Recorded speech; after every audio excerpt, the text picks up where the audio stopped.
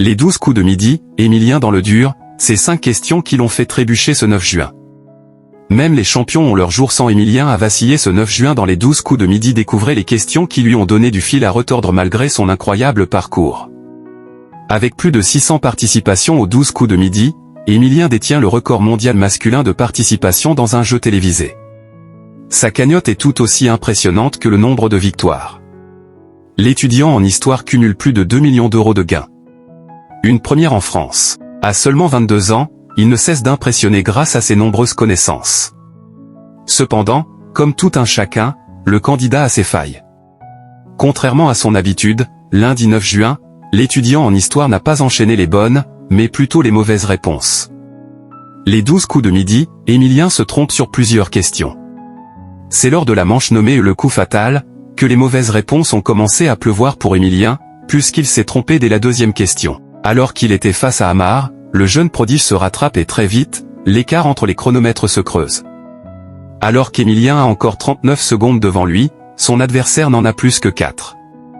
Cependant, il se trompe une nouvelle fois, sur une question politique. Il n'a pas su dire quel était le nom de jeune fille de Bernadette Chirac. Il a donc choisi de poser la question. La bonne réponse était Caudron de Courcelles.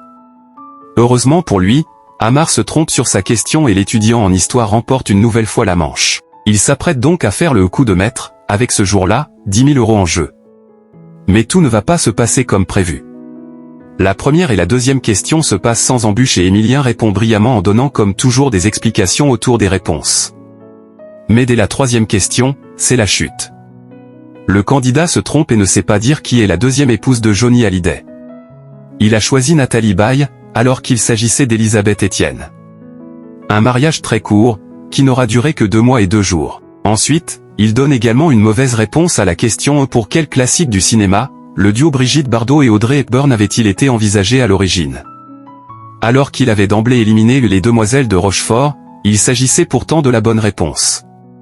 Ultime échec pour la dernière question. Émilien ne remporte que 10 euros ce jour-là. Il ne peut donc pas tenter l'étoile. À la fin de l'émission, sa cagnotte s'élève tout de même à 2 491 893 euros.